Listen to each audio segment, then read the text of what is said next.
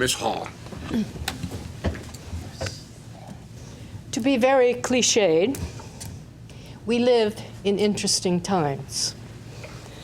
We've had a stock market that has dropped significantly because of a virus, and that wasn't bad enough. So we had an oil problem, which meant the stock market dropped again.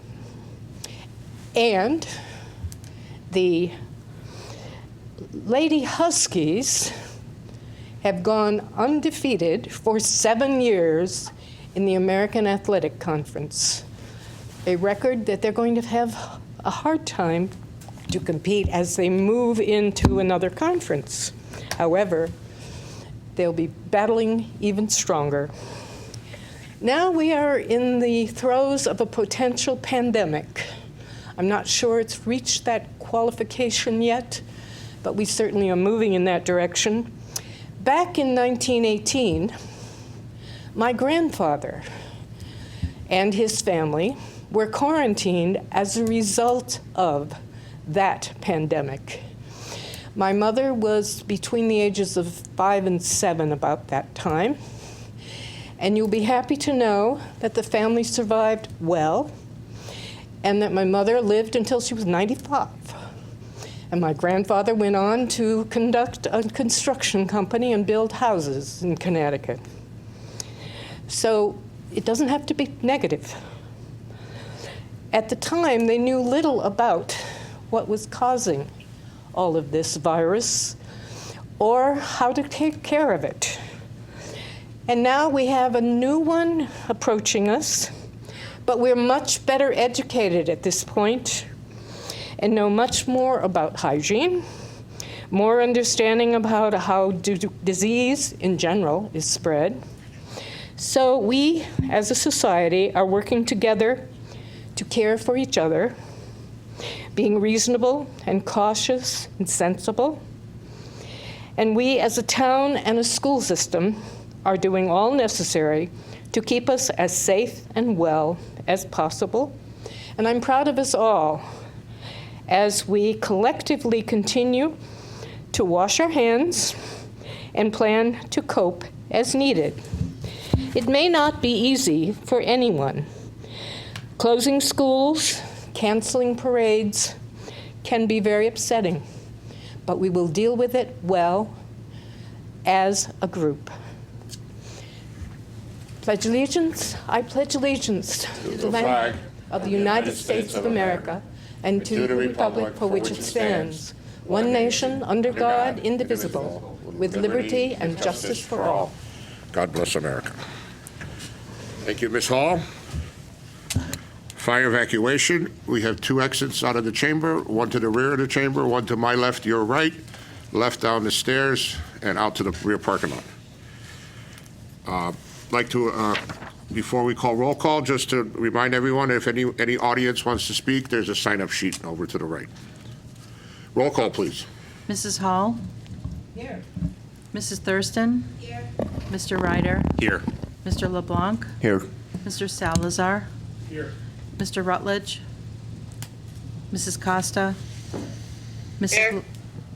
Oh, she phoned in. Okay. Mrs. LeBlanc? Here. Chairman Krusell? Here. Number 6, board guests. A, Child First presentation. Mr. Drezek, would you? Thank you, Mr. Chairman. Tonight we welcome Dr. Cowan. Some of you may remember Dr. Cowan as a longtime pediatrician in the area. But since his retirement, he's been more active in helping in a million initiatives in the Enfield Public Schools, and he's always been a great partner for us. But Dr. Cowan is here tonight to discuss the Child First presentation. So at this point, I welcome Dr. Cowan to the podium.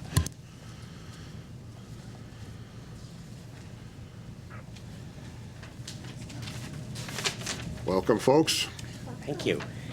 Make sure the red light's on. Yes, that's good. Pull it up close. Well, once again, I would like to thank all of you for giving us the honor of presenting a few remarks about Child First.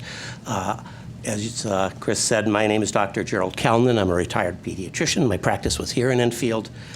After an Enfield Kite meeting a little over a year ago, I guess about a year and a half ago, I met with the mayor, the head of the Board of Education, Mr. Grizel, and the superintendent of schools, Chris, to discuss a really serious problem, namely the entrance into kindergarten of an alarming number of children not emotionally ready to participate in classroom activities.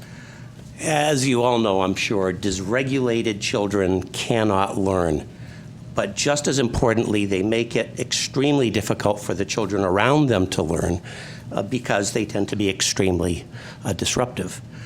So our ad hoc committee was created to address this problem. In addition to the gentleman I just mentioned, this committee consists of pediatric providers in Enfield, Enfield Kite, and the Department of Social Services, represented by Enfield Youth Services and Family Resource Centers. Its task was to come up with a number of ways to deal with this crisis. It is really a crisis, not just in Enfield, but nationwide. One of which is to work with a nationally renowned infant and young child psychotherapy organization, Child First, to establish a presence here in Enfield. So here to tell you more about this initiative is Jennifer Barrett, a licensed clinical social worker who is in charge of the Enfield Child First office. Jennifer. Thank you, Dr. Caledon. Microphones make me feel like this is very formal. And again, thank you, Board, for having us here today as well. We're absolutely delighted to be in Enfield. Some of you may have heard of our services before. For those that have, you get to hear it again. And for those that are new, I welcome any questions that you may have. So at Child First, we are a homegrown program here in the state of Connecticut. We started in Bridgeport Hospital. We've expanded throughout the state. I'm the clinical supervisor of the Village program that services Enfield and the surrounding communities.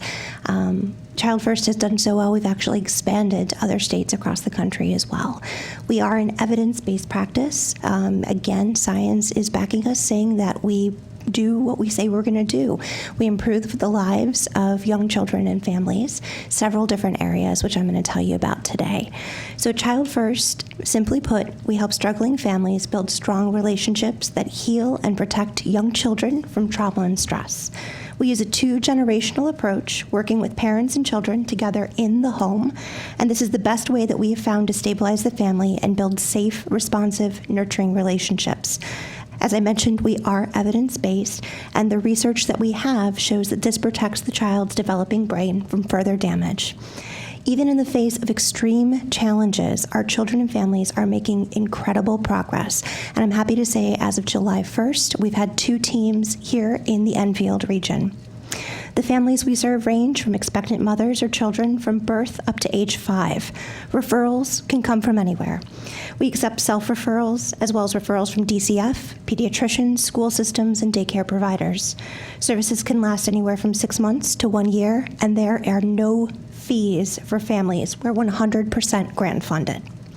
There's so much that happens in the first few years of a child's life, and we know from recent studies, such as the Kaiser Permanente ACEs study, that toxic stress is associated with prolonged activation of the body's physiological response to stress, increasing cortisol rates, heart rates, blood pressure, and in the absence of a protective buffering effect of a caregiver's support and mediation, these stressors can have immediate but also long-term lasting effects, such as links that ACEs has found to psychiatric illness, learning disabilities, academic failure, and chronic health problems. When I talk about risk factors in toxic stress, I'm talking about things specifically such as poverty, intimate partner violence, homelessness, parental mental health issues that have gone unchecked, lack of basic needs, isolation, unemployment, and racism, just to name a few. The teams that we have that I've mentioned do amazing work within the home with families. They consist of a care coordinator, a bachelor's level worker that connects families to services and supports, such as food, clothing, housing, furniture, childcare, healthcare, and, when possible, educational and job supports for caregivers. This is so important because it reduces that stress within the home and therefore reducing toxic stress exposure to very young children. It also allows for a parent to then be 100% focused on their child without having to worry about where the next meal is going to come from, where they're going to get money for rent, or even groceries that particular week.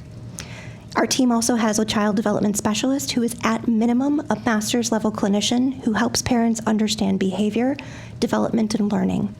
Our clinicians are trained in child development, facilitate responsive, nurturing parent-child relationships, and those are the relationships that are going to protect our developing brains and promote behavioral health and cognitive development. All of our clinicians are trained in child-parent psychotherapy, which itself is an 18-month process, focusing on trauma response and also processing anything that's happening within the home. Our intervention is very simple, but I'm going to make it a little bit more interesting. We work on a rather long engagement process with families, anywhere from 1 to 2 months. And this is a critical first step because we're often working with very high-risk families in the home. Many have not been trusting of service systems. Others are isolated. Some are overwhelmed. And more often than not, we deal with very depressed caregivers. It's so important for our program to and build that trust and respect so we're able to help our families the best we can. Sometimes concurrently, we also work on family stabilization. Many of our families, as I mentioned, have acute problems that we need to address immediately. Imminent evictions from their homes, expulsions from preschools, lack of heat or food, possible child removal from protective services. So immediate care coordination also helps that family in stabilization, and again, it is so critical. I believe a lot of the children that you may see that may be dysregulated in the schools may be having things going on in the home that you are not aware of. And having us go in and provide those supports can again open the door for those families to get the resources they need. We conduct a comprehensive assessment when we partner with the family to understand the source or the root cause of any problems they're experiencing. And this means that we provide a very comprehensive assessment of strengths, needs, goals, and priorities this family has. We work with the family to develop their own plan and also work with the schools and perform a mental health consultation or early child care and education support. We try to help teachers understand the meaning of a child's behavior and develop growth-promoting strategies to address behavioral challenges and enhance development. As I mentioned again, we are trauma-informed practice and again trained in child-parent psychotherapy, and we also borrow from Circle of Superiority Parenting. We do not use a curriculum focused on teaching skills or strategies that are going to get rid of behaviors for the moment. Though we provide extensive parent guidance, we also provide a highly individualized approach to help a parent understand and reflect on the meaning of the behavior. What the child is trying to communicate, how the child feels, which sometimes can go unnoticed. This is about healing an underlying source of the problem and not just simply putting a Band-Aid on the surface of a wound. And in this way, Child First is different from a lot of the other models that are out there, which teach strategies that may help for a moment, but do not address any underlying problems. Again, this approach that we use is helpful to understand for a parent. So when her child is 2, it will serve her well, just as well as when the child turns 15, to understand what those behaviors and meanings are. Just to give you an idea of our data, this is the first year we are in the town of Enfield. We have at the Village been in many other towns, Hartford, West Hartford, Bloomfield, and Windsor for quite some time. And the last year, our data shows that we have moderate to very large outcomes in social skills, child problem behaviors, caregiver depression, parenting stress, caregiver PTSD symptoms, parent-child relationships, and child communication skills. For those that are interested, the very large effects are found typically in parenting stress, PTSD symptoms, and child relationships. The rest of those that I've mentioned also had large effect sizes. At this time, I welcome any questions from the board. Who wants to start? Any questions? I can't believe I left you all stunned. Ms. Hall? You mentioned spending 1 to 2 months with the family? It's 1 to 2 months just for assessments alone, so we get a better understanding. We're then typically in the home anywhere from 6 months to a year. The great thing about being grant funding is that there is no end date. If a family needs us a little bit more, we can stay on a little bit longer. So you're evaluating in the 1 and 2 months. But you're Correct. working with them for a longer period if necessary. Yes. And again, it's because we may go in and family feels it is one particular problem we're working on, but in reality, there are several underlying problems that we do determine that also need help. Have a question. Mr. Salazar. You mentioned this being your first year in Enfield. Correct. How is the adoption of your program going? I mean, as compared to your first year in other. I will have to say that the town of Enfield has kept me very busy. Since July 1, we've received 65 referrals. My teams at capacity can carry 12 cases. They're currently over capacity, carrying anywhere from 13 to 15 cases each. We do have a very small wait list right now, 4 to 6 weeks for families. However, if there is an immediate need, a very young infant in the home, imminent risk that we're aware of, we will take that family and add it to the caseload. I myself have taken caseloads. Mr. LeBlanc. Well, I just think it's so crucial.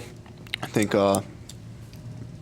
Mayor Mike Ludwig said it too when you guys presented at the town council meeting. This ensures no child falls through a crack, right? I mean, it's that's the purpose of it. And I know working with you guys, with the involvement with Kite, that 2-gen approach is just as important. I really think that component ties it all together. So I'm really happy that this is in Enfield, And we're very happy to be here. Mrs. LeBlanc. This is more of a statement than a question. I think what's really important that we forget is we're so busy wanting to support the child that sometimes it's the parents that ultimately need the support so they can be successful for the child. And sometimes it can feel very isolating. And, you can look at the world and think, everybody else has got this. Like, what am I doing wrong? And so I think that that the fact that you go in there and spend the time assessing it and not just going in and saying, this is what I think, you're actually learning the dynamic or those underlying issues, like you said, is extremely important. And then working with them for 6 to 12 months, because oftentimes what's underlying is something they've grown up with or dealt with their whole life. So it's not something that they can do in a month, and it's something that they're probably going to deal with their whole lives. So not only is it important for the children, it's very important for the parents, and I really like that about this. So thank you. Thank you, and you're absolutely right. A lot of the times, the parents that we work with say, well, my mom had done this way, and I always felt like something was wrong. I don't want to be like this caregiver. And we just kind of help them put those pieces together and reflect and focus on their relationship with their child. Yeah, perfect. I remember one time I was, every mother or father feels overwhelmed at one time. And I think I was in the hospital and I was kind of like, oh my goodness, you're letting me take this baby away. And the nurse said, your baby doesn't know you don't know anything. Mm-hmm. So, you're going to get your confidence up that way. You're going to have those instincts. And sometimes people just need that support in order to have those instincts come out and feel like they have a safe space to share how they're really feeling as a parent. So. Absolutely. And I have to say the Enfield Youth and Family Services and the pediatricians have been absolutely fantastic.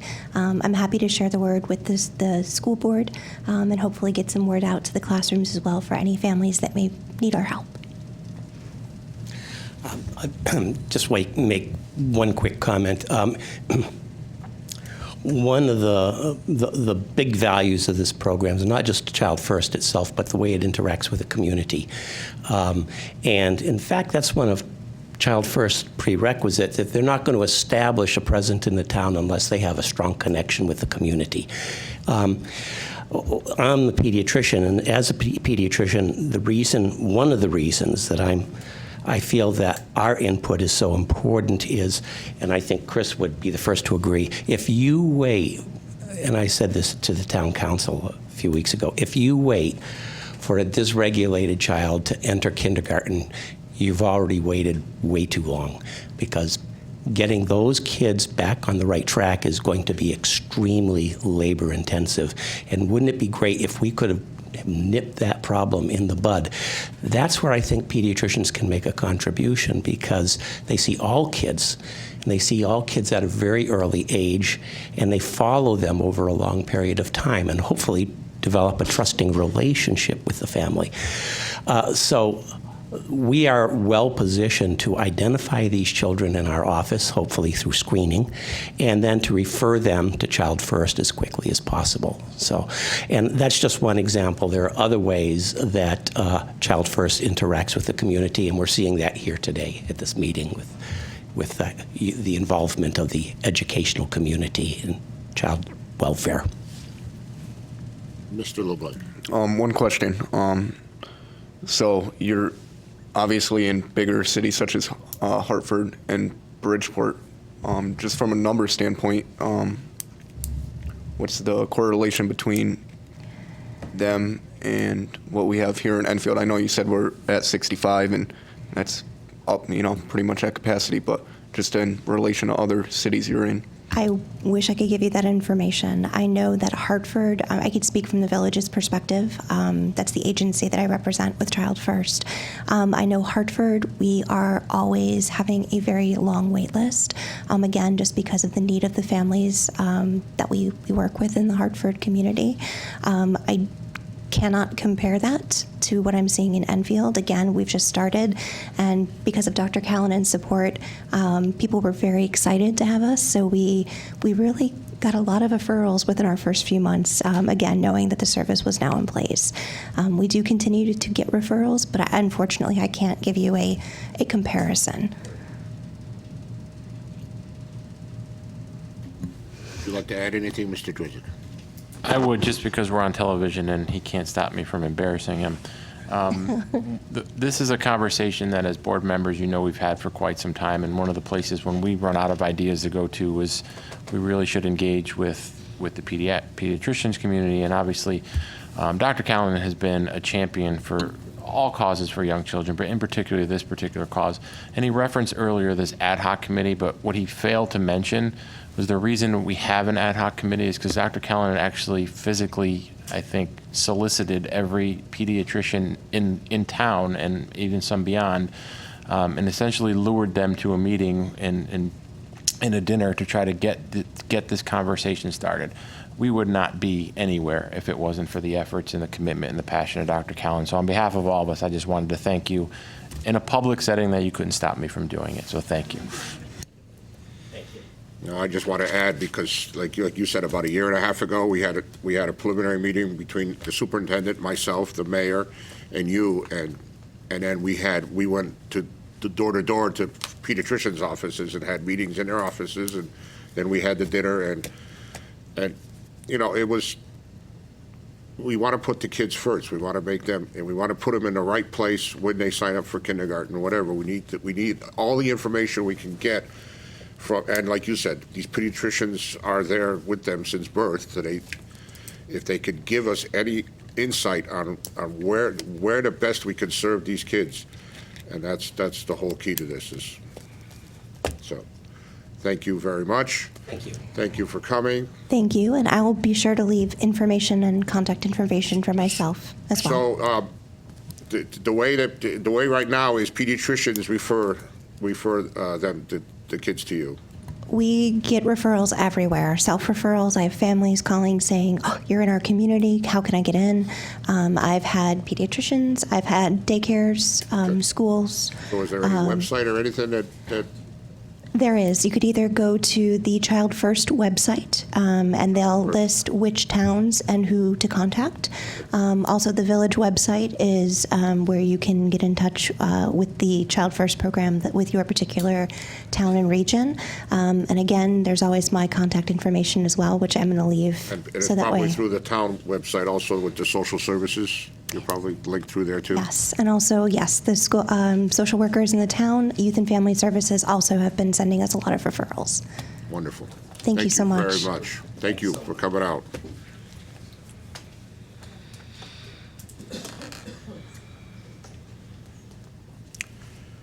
Six B, science curriculum presentation.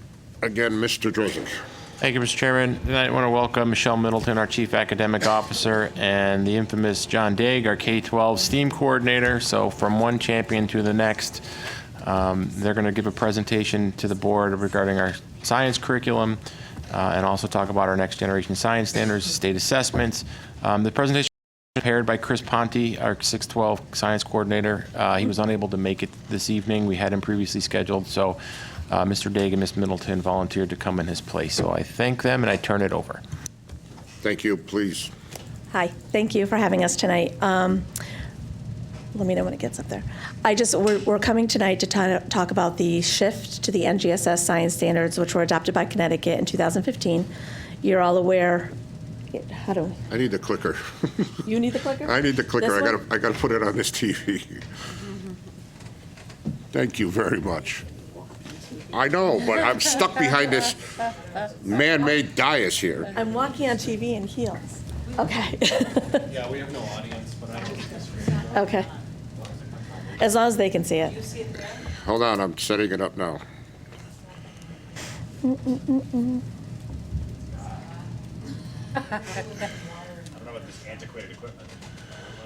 I got it here. We got it Oh, here. you have it? Okay, perfect.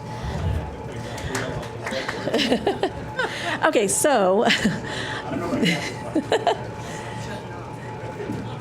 so the NGSS standards were adopted by Connecticut in 2015, and we did work, many of you are aware, to roll out new curriculum, instruction, and assessment to meet the standards. Last spring was the first time that we were assessed state testing on these standards. So I have one slide of data because all we have for data points is what we did in grades 5, 8, and 11 and what the state did in grades 5, 8, and 11. So we're very close to the state average in grade 5 and grade 8, a little below it in grade 5, a little above it in grade 8, but our grade 11 is pretty impressive. Chris Ponte, we've talked a little bit about this, and I think the teachers, all levels, K through 12, actually have really adopted the new. John's going to go into instruction and assessment. They really have adopted this. They've been helping to write everything, and our new schedule at the high school also allows students to take more science classes, which I think is seen in these scores as well. So we're off to, this is our start, and next year they'll be testing. The testing window begins end of March and goes through the beginning of June. So most of the elementary will be testing probably sometime in May, as will the middle school and as will the high school. So we'll get those scores next. They're supposed to come out sooner, so we might even get them in the summer. These came out very late because they were the first year. We didn't get them till like December, I think it was. So I'm going to turn it over to John Daig. He's going to talk about some of the work that he and Chris Ponte have done and what this looks like in the classroom. Before, No, go ahead, Ms. Sullivan. I just before you move from that slide, I think it's important for anybody watching us out there on TV. You're correct. It's very impressive, the scores on grade 11. Can you just take a moment to, explain those, the bars, for the people that maybe can't see the legend on the bottom, and so Sure. they understand what you're displaying? Yes, I if have I the can- if I- opportunity to okay. already see this, so I know. So you want me to tell the percentages? So at the state for grade 11 was a little under 48%, and Enfield was a little over 68%, which is a pretty impressive difference. The state for grade 8 was right around 52, and we were right almost at 54. And the state for grade 5 was about 53.6, and we were almost at 52. So we're right there with those younger grades, but the grade 11 really was quite a difference. We were pretty happy about it. Actually, we were contacted by some other districts. Thank you. No problem.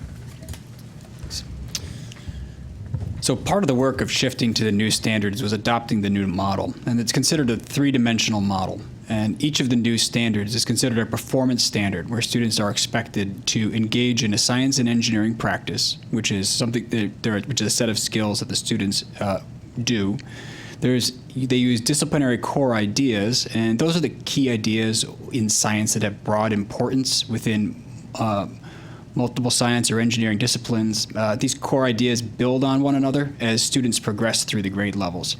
And finally, they connect their learning using cross-cutting concepts. These help students explore the connections across the 4 domains of science, including the physical science, life science, earth and space science, and engineering design.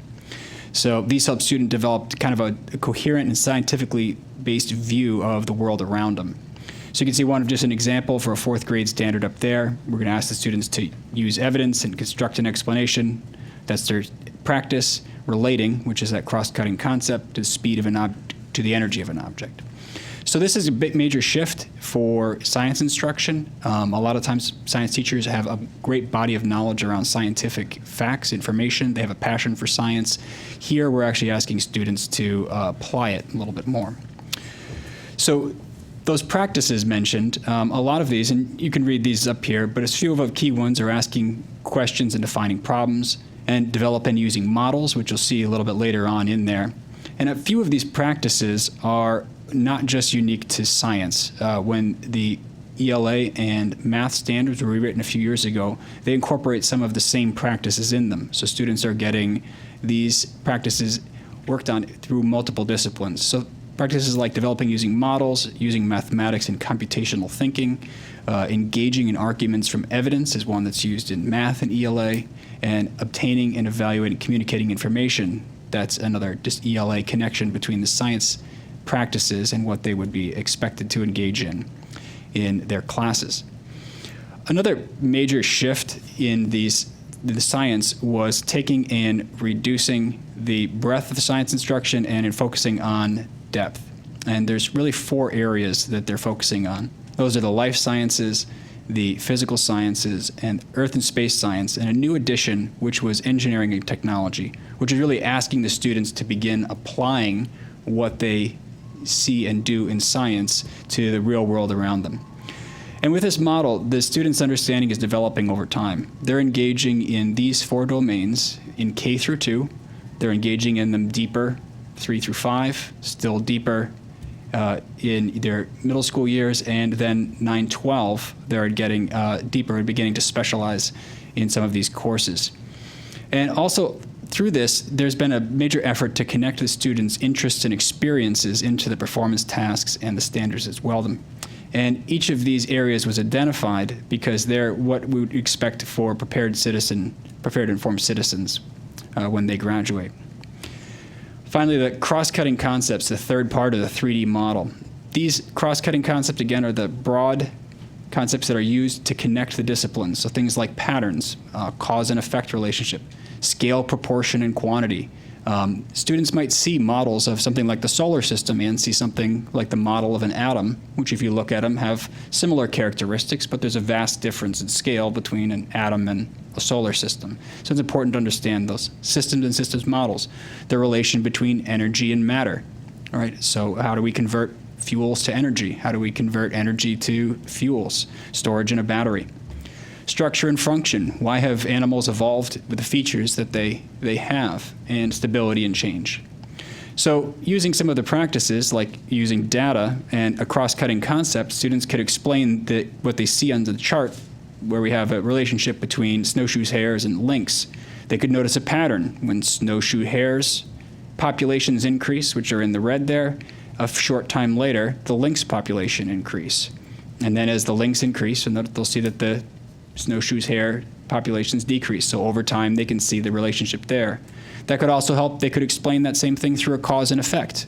Why are the number of rabbits dwindling as lynx increase? Right? There's a cause and effect relationship between a predator and prey relationship between the lynx and the snowshoe hare.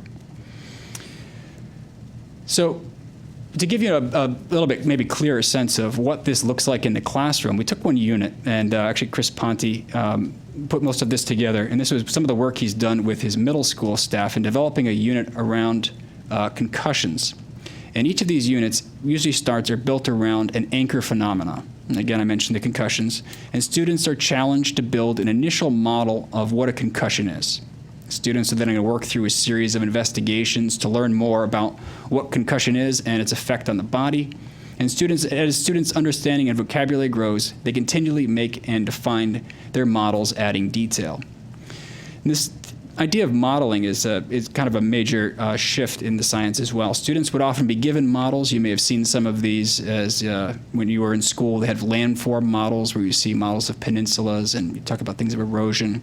But here we're looking for the students to develop and refine their models of what they're observing continuously. So in an example, we have a model progression.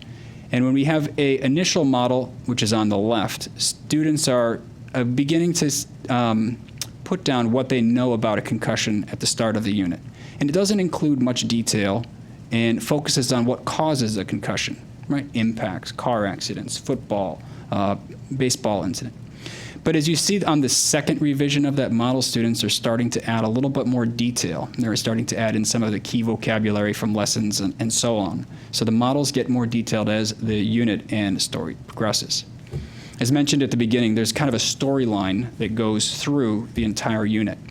And that content theme is based on the phenomena, and it provides some context for the student learning. So in this unit, in order for students to understand the impacts of a concussion, they need to understand the function of cells and its connection to the nervous system. Students make a connection of how the cell works by comparing its function to the working of a town. So that's that first image. It says animal cell is like a town up top. Or they could be compared to something like the working of a bicycle. Now, as the students go, these models of how individual cell functions have much more detail than the initial students' models. Shown on here is also some of the lessons that the students worked on to learn more about it. So the one that looks like the brain there with the different colored section was a brain hat, where students were taking and identifying different lobes of the brain, and they'll use that information later to help students identify the impacts of concussion based on impact location in a model that they're working on. And then the body systems unit, they look to see the connection with the brain between the rest of the nervous system of the body. So they're developing these models consistently as they progress through the unit, and each time they're becoming more and more detailed.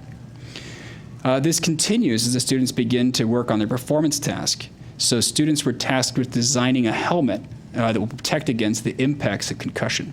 So students first develop an initial model themselves, where they're taking and they're coming up with their ideas, their thoughts for what a model would look, or model helmet would look like. Then they start working on building consensus in their class about the characteristics, the qualities that this helmet should have, and then they work on that consensus model based on the class understanding, and they begin working from there. From there, students begin using the explanations and begin building, testing, and revising a prototype. So they're going to build a model helmet that will be used to protect an egg from a drop of a certain height. So they'll take and reflect on their stages of the investigation. They'll start working as a practice, and they're going to engage in an engineering design task. And this engineering design task is something that they've been accustomed to starting in kindergarten through their STEAM courses. And so they're going to begin building a helmet. The emphasis here is on the process, right? The process they're going through to gather information, refine their design, share out with colleagues, test, and then begin again. So we're hoping that for it to be an iterative process where they don't just come up with one model, test it, get their results. They're looking for them to go back and continually revise it. We have a short video of just two students describing theirs. So we're going to use some of this to put it on top and cover it, and then we're going to put another layer of bubble wrap, and then we're going to cover it off with that. Is this our model over here? Yeah. I think you guys have got a lot of space to work on. Thank you. So you can see on there that the students were taking and they had a... We're going to use some of this. Moving on. The students were taking, and on their model, they had put down notes, they had put down arrows, they had descriptors, and they had refined that over time. The students then go into testing, before they testing, they begin the criteria. So based on what they've learned, what would a successful test look like? How high should they be dropping it from, and so on. In order to make sure that they had multiple opportunities to test, we didn't give them eggs every day because there'd be a lot of broken eggs all over the classroom. Some of our students in our 8th grade tech ed classes 3D printed some egg models for them to try out designs before their actual testing.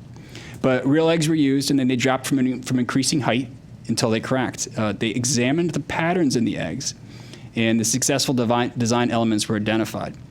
Students also discussed and documented in their labs how they would redesign their helmets if given another opportunity. But going back to those brain hats from an earlier page, based on where the impact or crack was on their egg, they also had to predict what the impact would be for the person's concussion. So if it happened in one area, is that going to affect speech? If their concussion was in another area, is that going to impact motor function? So they were basing that from their egg. And then lastly, as opposed to having something like a test for the unit, the students are taking and bringing in their summative model. So they've continually revised their model, and now you can see that this, when they begin showcasing their model, it now includes some of the key vocabulary from the lesson. It also has some of the anatomical features of the organelle in the cells, and it has parts of the brain labeled, different regions, and so on. So from our initial kind of marker board or sketch models that the students had done, they've developed a more comprehensive model that's including the impact of the function on not just cells, but body systems as well, and now symptoms that students may exhibit if they had a concussion. So with this model, students were engaged in using some of those practices, modeling. They were learning to engage some of the science and the disciplinary core ideas. They were looking at some of the functions of cells, biological systems, and then they were using some of the cross-cutting concepts to help explain those, cause and effect relationship in an example like this. So this is kind of one example of a unit at one grade level of how we've adopted and integrated these performance standards into our science curriculum. Any questions? Mr. Ryder. Not a question, but I wanted to thank you for the way you worked in like real life examples. The fact that it's an egg, but it's your brain, and if this part of it cracks, it affects this part. Like the building blocks, the story behind it. It's not just how many hydrogen elements are in this, that, and the next thing. It's there's a story to it and there's a background to it, and I think that reaches certain learners. Like my son would get more out of that because of all the building blocks from kindergarten on, like you said, versus just the memorization of facts, just to regurgitate them back out to a teacher on a test paper, which my daughter excels at. She can memorize and learn that way. But the way you've done this so creatively speaks to both of those learners and other learners. It's not just those two kinds of children who learn. We have the brain on our kitchen table because my daughter at JFK did this, and now seeing it, because how was your day at school today? It was fine, thanks. I get to see why her brain was colored this way and why it looks the shape it does and everything. So as a parent, I want to thank you for that. But no, I just think this is such a great way to learn. I just remember being in science in 6th, 7th, and 8th grade and felt like a lot of these things were perhaps over my head, or it was just facts, study this, study that, pass the test, forget it, move on to the next thing. But the fact that we're building on these blocks from kindergarten on up is just incredible, and I just want to thank you both. Yeah, the teachers and Chris Ponte have done a really great job, the secondary level particularly, with developing and continually revising the storylines and units for these. So they've put in quite a bit of work in order to develop these, and it's something that's going to be ongoing still for a number of years to incorporate these, through all units and grade levels. Yeah, bringing it to something that they can identify with in that form, I think is great, and I think that reaches a wider range of children than just the fact memorizers. Mr. LeBlanc. And to add on to Scott, kind of to what he's alluding to is the concept that you're also incorporating real world situations into these lessons, such as, obviously concussions are a huge topic in the sports field and just in everyday life. Science is constantly trying to figure out more and more about that, and here we are, 6th graders, trying to get an understanding of that. And not only that, but you mentioned like the solar system too. I think that's another thing that's coming up as we look 20, 30 years into the future, that having a understanding of that is going to become ever more important again. Yeah, it's great how the real life situations are now being put into classroom lessons. That's not just science. That's kind of been a district focus in making these real-world connections. I think you'd find that a number of subject areas are working continually to try and incorporate those real-world connections in their course content. Ms. Hall. I want to make a correction to something that two of you, Scott and John, have made. It's not kindergarten through 12th grade, it's pre-K. We were introduced at the last policy meeting to the Head Start version of this. So we're really doing it from pre-K to 12. I think that should be clear. Thank you. Thank you, Ms. Hall, for that. We'll be registering them tomorrow. Ms. LeBlanc. I thought that this was a wonderful presentation because, like both Scott and Jonathan said, it implemented all types of ways for kids to learn, not just reading through the book or listening to the teacher speak. And so they take the assessment in 5th grade and then 8th and 11th. Yeah. 5th, 8th, and 11th. Yeah. And it's cumulative. So the 5th grade is based on 3 through 5 science. 8th is based on 6 through 8 science, and 11 is based on 9 through 11 science. Right. Yep.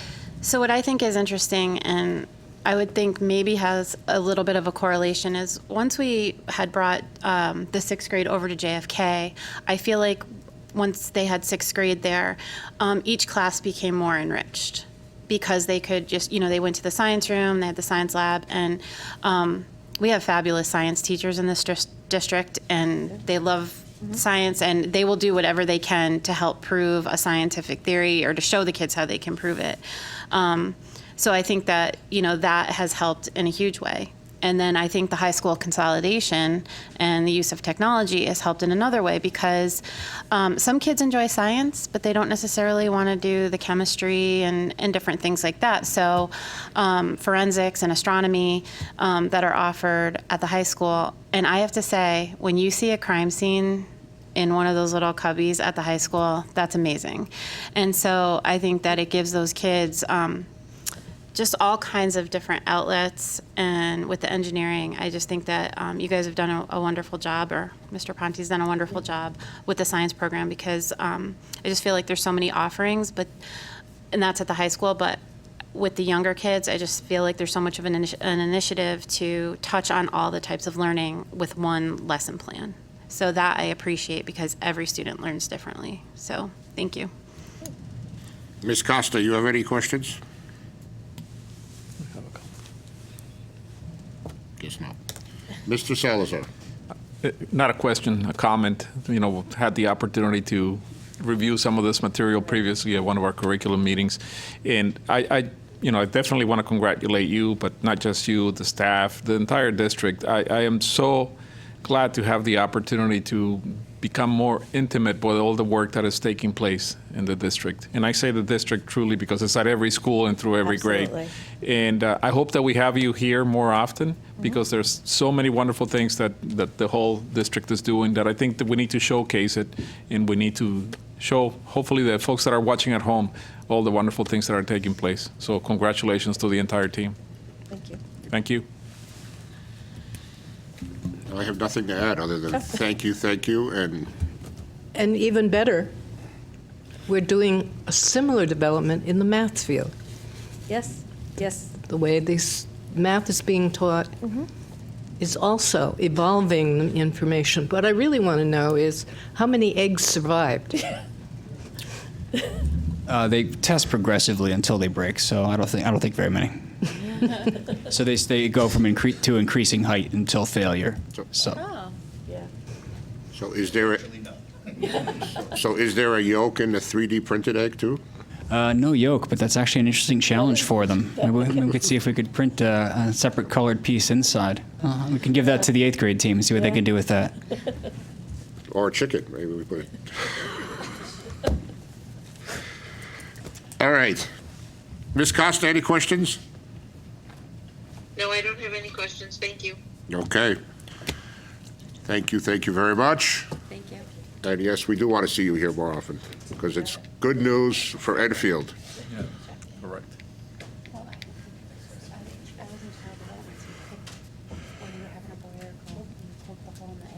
Number 7, Superintendent's Report, Mr. Drezek. Thank you, Mr. Chairman. We do not have any student representatives this evening, so I'll move on to item B. That's the board workshop. As you know, the board will hold a workshop on Wednesday, March 18th at 5:30 p.m. in the board conference room at Elkhorn. Representatives from CABE will be meeting with the board to discuss the equity toolkit process that board members endorsed at their February 11th Board of Education meeting. And as a side note, I had a wonderful conversation yesterday with Mr. Rader and Ms. Harris, who are the CABE representatives who will be coming to meet with the board next week. It's a very exciting opportunity, not just for the Enfield Board of Education, but also for CABE and their equity committee, because I believe we're the first district to actually endorse and fully embrace moving on with the recommendations in the toolkit. And there's a lot of opportunities that I'm not going to take away their fun in telling you this from next week, but it was a very fruitful and enjoyable conversation, and I'm very much looking forward to our meeting next week with our representatives from CABE. There is a list below in your packet of the March events, and there is one additional item in the superintendent's report that's not listed on the agenda, and I apologize in advance, it might be lengthy, but in a moment you'll all know why. I'd like to take the opportunity at this point to address what I know is on everyone's mind. That's the recent outbreak of the coronavirus. I've spent the past few days meeting or communicating with Governor Lamont, the commissioners of education, public health, emergency management, medical experts, local business leaders, as well as the town of Enfield department heads and our local emergency management team. I'd like the board and the public to also know that the town manager and I speak several times a day, often several times an hour, and we'll continue this practice until we're completely through this crisis.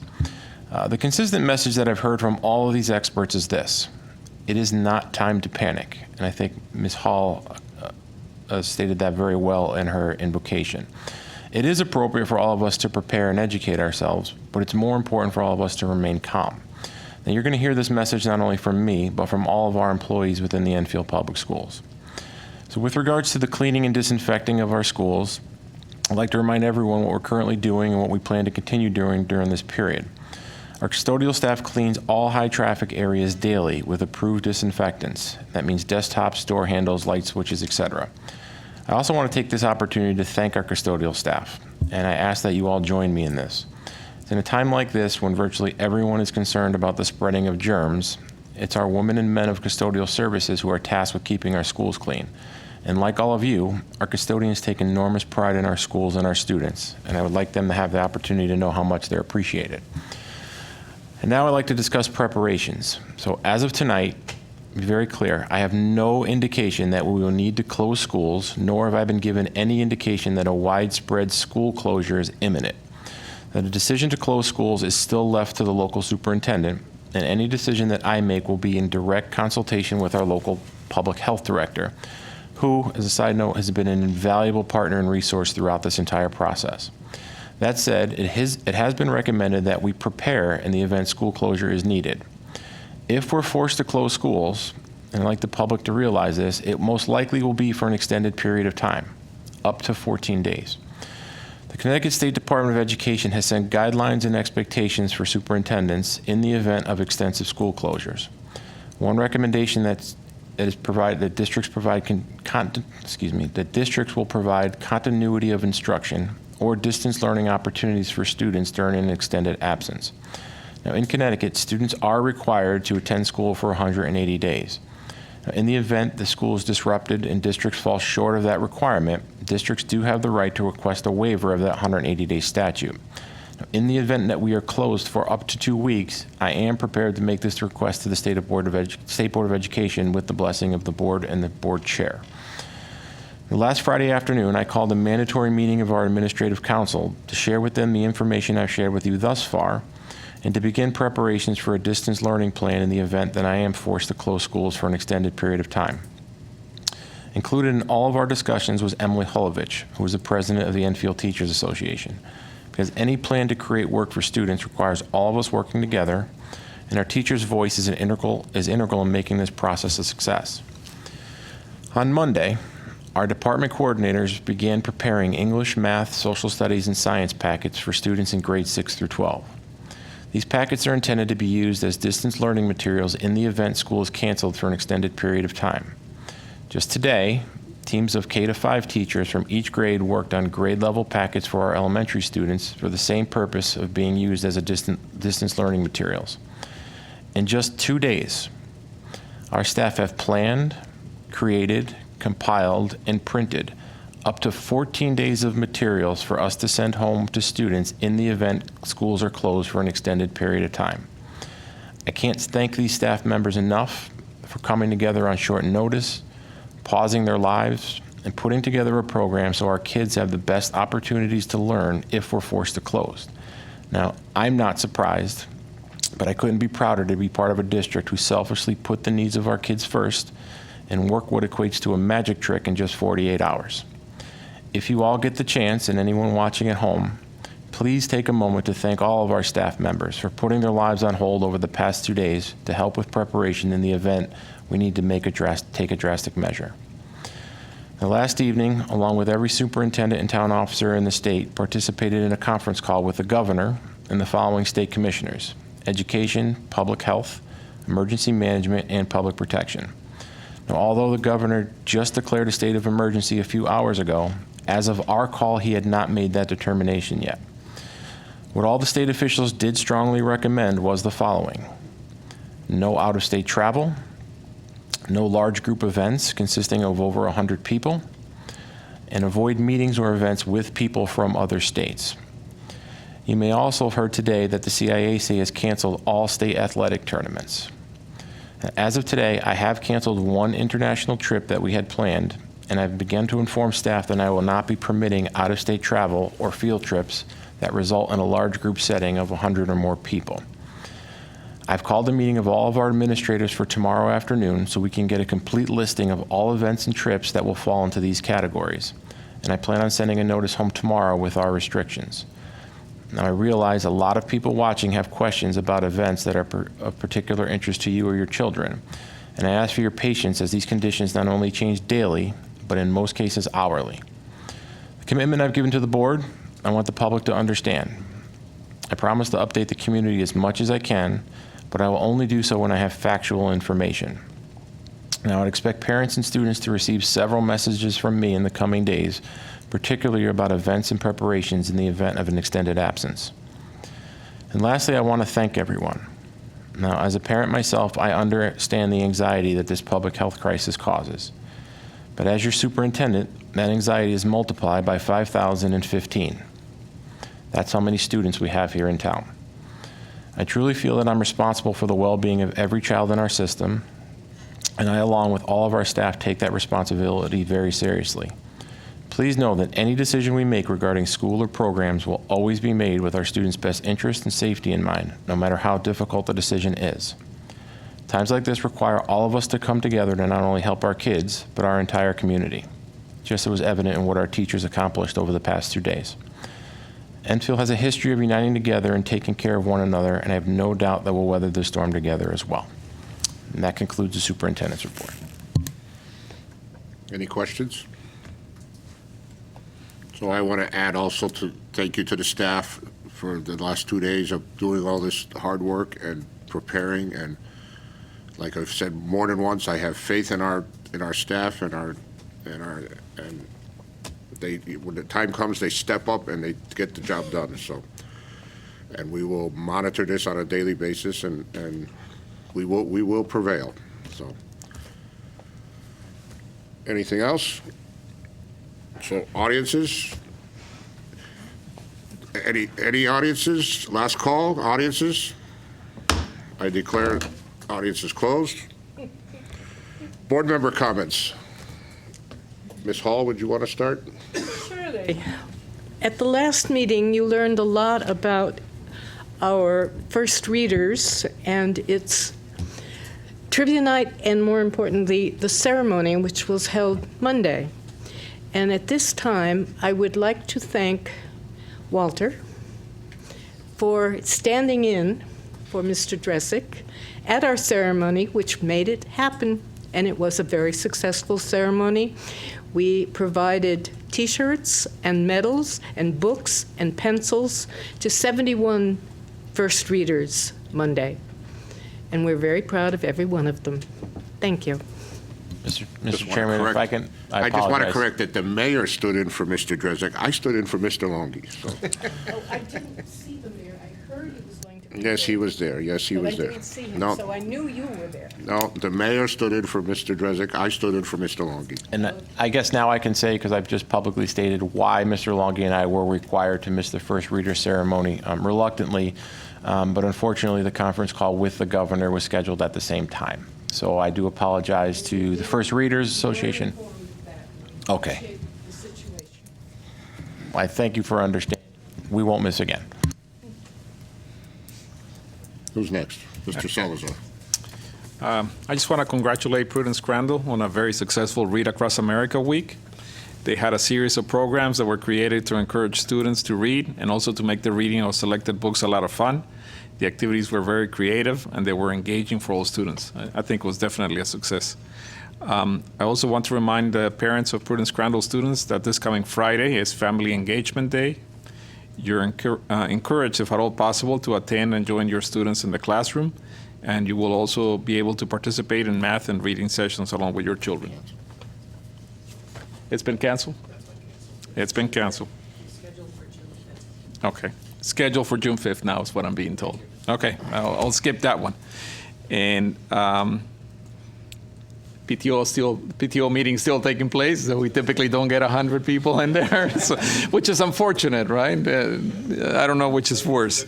Yeah, but that would still taking place next week on Tuesday, March 17th. So I definitely encourage parents to participate. Hopefully less than 100. So that is it. Mr. Ryder. So to Mr. Salazar's point, I don't know which of these you already know may have been affected, but assuming everything goes as normal over the next couple of weeks before we meet again to promote some of the things that are happening in our buildings. There is at Hazardville Memorial School this week, we have our PTO meeting on the 11th, which is tomorrow at 6 p.m. Spiritwear Assembly is scheduled for the 17th. The theme is green.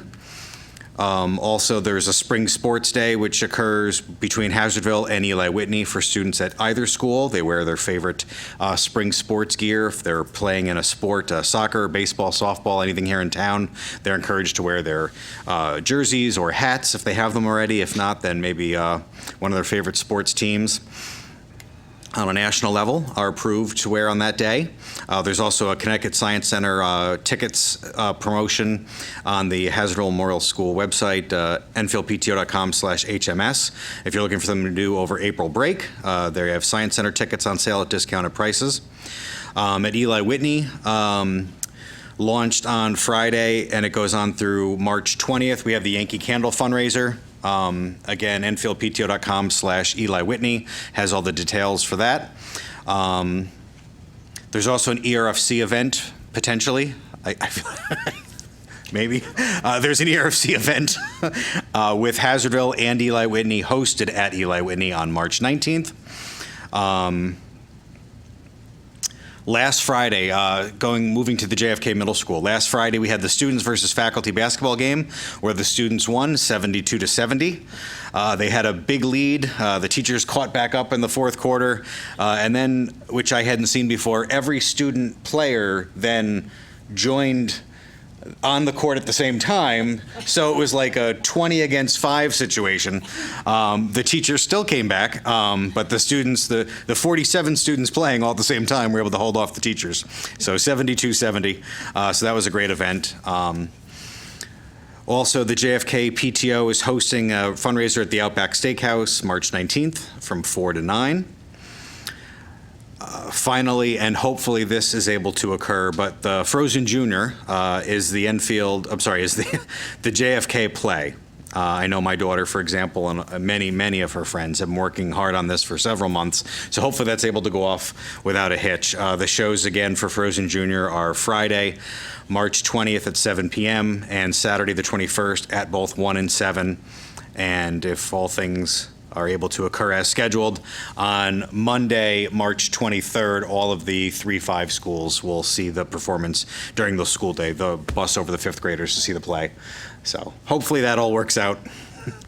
Finally, to all of our Enfield teachers and staff, thank you again for keeping everybody on the straight and narrow and calm, and for putting together those packets if we do have to cancel school for a prolonged period of time.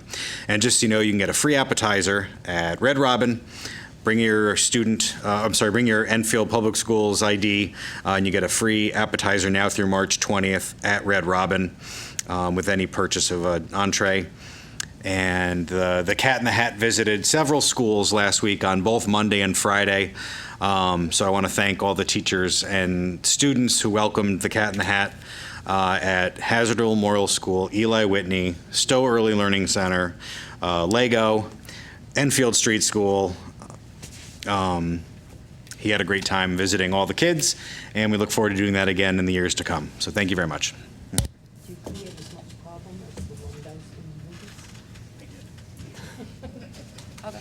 Ms. LeBlanc.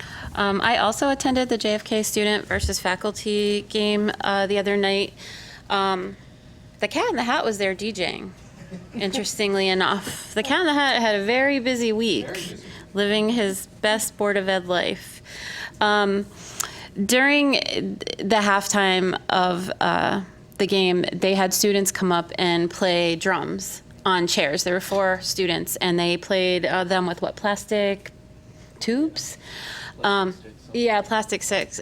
They were amazing. I would love for them to come out to a board meeting and do it right here for us. They were very talented. No other music, just them doing that. The kids had a lot of fun, but I think the teachers had more fun. It took the teachers a while to warm up. Mr. Fix had on like a giant hat and then a wig, and so it was a really good time. Sometimes we do other things besides go to school events, but I have to say I went to the Enfield Community Cat Project Purse Bingo the other night. It was an amazing turnout, and learning what that group does for Enfield and for just the community is a wonderful thing. On Sunday, I went to, this is something that is brand new, or started last year. The Enfield Travel Basketball Association started a Hall of Fame, and they inducted several local coaches into their Hall of Fame, and then they inducted an 8th grade girls team in there. It was the 2012-2013 7th and 8th grade A team. That season, they went 34-2. And out of the 10 players, 8 of them went on to play college sports, whether it was soccer, basketball, lacrosse, in some capacity. So I thought that was pretty exciting. And, now these girls are juniors and seniors in college. So, and then it was neat to see what they're doing with Enfield Travel Basketball is they want to rebrand it, get more involved in the community, and do more with their players. So I thought that was really great. The last thing I have is Enfield High Safe Grad is hopefully able to hold their purse bingo on Friday, March 20th at Holy Family Church. If anybody would like tickets or needs information, you can go out to the Enfield High Parents page on Facebook or contact Anne-Marie Jensen. And that's it. Mr. LeBlanc. Well, first I'll start off with a couple thank yous regarding the JFK faculty versus student game. All the volunteers that put that together, especially the PTO, who played a crucial role in that. It's a great event, as was said earlier. And Scott, to you too for DJing. You're always doing your little thing on your DJ set over there. So I know everybody appreciated that too. Let's see what else I got. Yeah, same thing with the Read Across America. It was great to read to a couple of the classrooms. The kids were great, eating all their green eggs and ham. So that was fun to see. And yeah, to the school district, for being prepared in case anything does happen, God forbidden. But it seems like with the plan in place, it's proactive and not reactive, which is always good to see. And to tie into that, which was already said, the CIAC canceling their winter tournaments. I understand the precautions, I get that, but man, I really feel for the students. I mean, the student athletes. That hurts. I know how important that is. You work all season long, and you kind of get hit with this, right when you're at the height of your season, the most important part. Just came across that they had a 60,000 signature petition. Well, I was just going to say, yeah, I mean, I would look into urging the CIAC to explore all options to see what can be arranged to allow these games to be played, because those student athletes deserve the right to play. But I understand the precautions, like I said, but we'll see. That's it. So it comes to me. I was over at Stowe for Read Across America. I read to a classroom there. Great. It was a pre-K classroom. They sat and listened for 20 minutes, and it was a great opportunity. So that's a great program we do. Also, the First Readers yesterday was also a lot of people came out for that. Bose Robotics had their pasta supper last week. Big turnout for that. Thank you all for coming for that. That was very well attended. And again, I want to thank the staff for what they do for this town.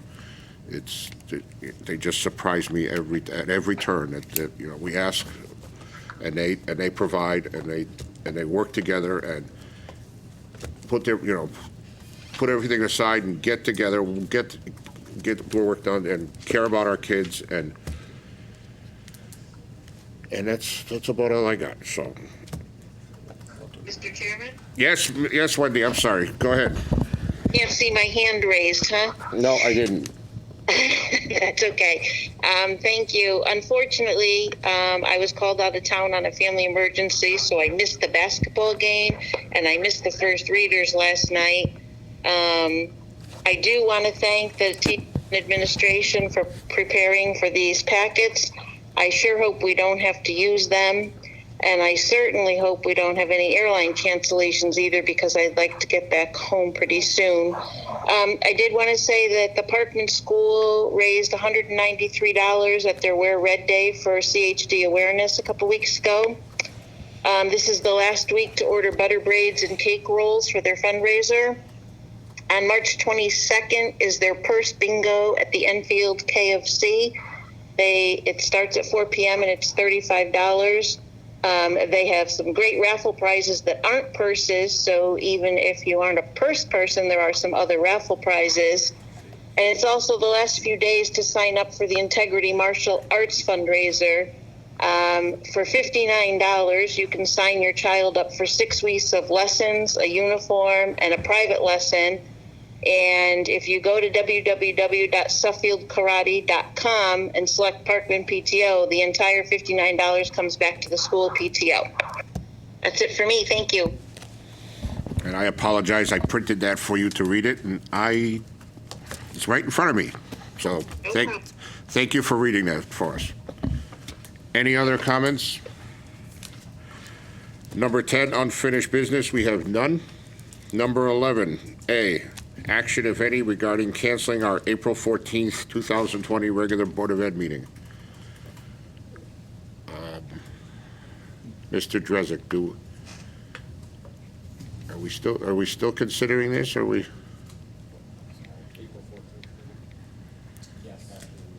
I'm sorry. As I said, things are changing hourly. We're checking for updates while board member comments were going on. So typically, the board, we do have a scheduled board meeting for April 14th. That is the under April vacation as it stands now. The board has typically canceled that meeting, so you would have to take board action to make an adjustment to the calendar. I can tell you that we won't have any guests that evening, as most people are intending to travel. I cannot speculate at this point. We don't know even if vacation. But right now, April vacation is still on. Yes. So typically, boards have canceled that meeting because there won't be a huge participation by any staff member. So do I have a motion to cancel this meeting? Moved by Ms. Thurston. Second. Seconded by Ms. LeBlanc.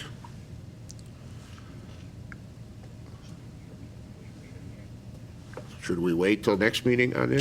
Can we wait a meeting to decide that, just in case something else happens to the school district over the next 2 weeks, or we see where we are in 2 weeks, or? You can certainly do whatever you want. I mean, I don't have any insight as to, I know there's a lot of questions with regards to school cancellations and would we have to utilize that time? I unfortunately, none of us have answers at this point in time. Right. So you can certainly do that. We typically will put it on earlier to give the public more notice that that meeting would be canceled. But if you We could choose to also, we wait- could also call a special meeting that day. Yes. If, Right. You only need 24 hours to call a because special meeting. we don't know if we'll be here in 2 weeks, so. Fair enough. We just don't know. The board also has the right just to post within 24 hours to call a special meeting as well. So worst case, if we're back on, we'll call it as a special meeting and put it back on. Okay. Want to leave it at that? So, Mayor, Go ahead. just to make sure that I understand, we're voting to cancel the meeting on the 14th with the understanding that if needed, we can call for a meeting. Yes. With as long as we have 24-hour advance notice. Yes. So we can agree to hold that meeting even though we voted down today. Yes, but it will be called a special meeting, not a regular Okay, board meeting. very good. I understand. Thank you. All right, so motion's been made and seconded. Roll call, please. Mrs. Hall? Okay, but reluctant. Mrs. Thurston? Yes. Mr. Ryder? Yes, what Joyce said. Mr. LeBlanc? I'm going to vote no for right now. Mr. Salazar? I'm going to vote yes. Mrs. Costa? Yes. Mrs. LeBlanc? Yes. Chairman Krizell? Well, I'm going to abstain because I like meetings, so. Okay. Motion passes though. Yes. And my wife hates me for that. So. Number 11B, policy revision number 5113, students attendance policy K through 12. Would you want to handle that, Mr. Salazar? Well, yeah, in the absence of our chair for the committee, I'll just speak to it. What we're doing here is revising the policy. It is pertinent to attendance. It is not the entire attendance policy, but this section in particular deals with the letters that are sent out to parents of students that have been absent. Sorry? No, I'm asking him if he wants to talk about it, too. Okay. Oh, okay. Okay, great. I'm sure you can come in and compliment what I say. But so it's a series of letters that are sent to parents of children that are absent. Unfortunately, the policy as it stands now does not discriminate between justified absences and unjustified or just not justified absences. And so that's what we're trying to address with the revision to the policy. Anything else you want to add? He's touched upon it. Any other discussion? I have a question. No, wait a minute. Did we make a motion? We didn't make a motion yet. So, okay, let's make a motion first. Motion for, But my question concerns what will be the motion, I think. yeah, that's what I'm saying. Yeah, I was just going to say, it doesn't say first reading here. No, it says first and second on on what Should've was said sent to first. us. It's a fir- Should have been reading. first reading. All right, so although I need a don't- motion to change the agenda to add the word first reading at the end. So moved. Moved by Mr. Salazar, seconded by Mr. LeBlanc. And that's just a hand vote? Hand vote. You can just add it right on the motion. Just add it to Okay, the motion. so well, That's let's the just do a first hand vote, just because, so hand vote on adding that to the motion. So now we have to do the motion first. So I need a motion to do a first reading on policy revision, revised policy 5113, students attendance policy K through 12. First reading. Moved by Ms. Hall, Second. seconded by Mr. Salazar. So this is a first reading of this policy. Now, any other discussion? Well, yeah, I don't have it. Yeah, we got to read it. No. No, no. We should No, have we- read it in our packet. You have to read it. didn't know if it had a. No, we don't. It's posted, it will be posted in our minutes, so It's posted on the website, posted too. on our website. We don't have to physically read it during the meeting, no.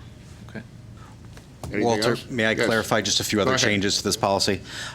So, in addition to the letters that go home to families changing, there was also some legal changes. So there's legal statutes added to this policy, which we did not have before. We also changed some of the language regarding excused absences, for example, parents will send in a note. Also, a phone call is okay that your student will not be in that day. And there was also a change to the number of days in which the first versus the second letter go home, just to clarify that as well. And the language within the letters that go home has changed. They are worded a little bit more graciously to the early offenders. So if you have 9 or less absences, they don't quite go to that step of we'll have to communicate and contact these other agencies involved.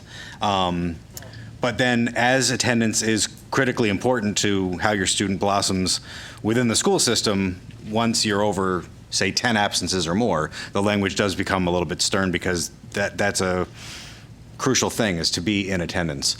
This won't change as much for the high school, but the wording is kinder to all students pre-K through JFK, for example. Okay, so we're got that clear. So again, it's a first reading only. Any other discussion? Roll call, please. Well, I just have a question. Ms. Thurston, Is there, and I don't know if this is microphone. a big enough mouth. I don't know if this is appropriate, but I mean, can we have a copy of the letters sent to us so we see? They're in that email as well. Oh, they are? Yep, there's 2 attachments. One is the policy, and one is all the regulations, and the sample letters are in the regulations. Oh, okay. Yep. I guess I missed that. Sorry. Okay. But they're not numbered in the regulation. They are. Numbered in the policy, but they're not numbered in the regulation. They are in separate appendices. Yeah, they're referenced, but not numbered. Right. So there's 5 different letters that go to home with students that are in the high school, and then there's only 2 different letters for all other grade levels. It looks like And- you dropped one of the letters in the process. Yes, one letter will be 9 absences or less, and one is 10 or over for everybody but high school. And then there's 5 different versions for high school due to credits and requirements. Yep. The letter that was dropped, actually, the content of the letter was the same as the letters that continue to exist. It's just so one. They still need numbers if you're going to refer them to them in the policy. We can make that amendment, right? You can add it. But that's in regulations. It's in the reg. You don't do the. Right, because the policy is for public consumption, and the regulations are the rules for our administrators to follow to run their policy. Yep, gotcha. No problem here. Any other comments? You guys are itching to push the button over that. Seems like. All right, we all set. Roll call, please. Mrs. Hall? Yes. Mrs. Thurston? Yes. Mr. Ryder? Yes. Mr. LeBlanc? Yes. Mr. Salazar? Yes. Mrs. Costa? Yes. Mrs. LeBlanc? Yes. Chairman Cruzel? Yes. Motion passes. Okay, number 12, board member comments. Curriculum. We haven't had a meeting since the last session of the board, but we will have a meeting next week. So there's nothing additional to report. Finance, Ms. Costa. Finance is meeting on Monday. Policy. Policy next meets on March 17th at 5:30. Yeah, meeting, no green beer, okay? Leadership, we have done. Joint Facilities is meeting this Thursday, This Thursday. Yep. and we're good. We did get the Phase 3 roof through the town council, so that application is being submitted. JFK Building Committee did not meet last Thursday, and I don't even know when they're meeting. I think they're meeting next Thursday. Yes, but they did get, all the bid packages did go out for, well, we got a letter from the state saying that they could send out all the bid packages last week. Right. So, Good. Joint Security, Joint Security met on March 4th. We're meeting next on May 6th. okay. Insurance met last Tuesday, and we're meeting again this Thursday. Yes. And just continuation of what we've been meeting about. Anything else? Number 13, regular BOE meeting minutes, approve of regular Board of Ed meeting minutes, February 25th, 2020. So moved. Moved by Ms. Hall, seconded by Mr. LeBlanc. Any discussions? All in favor?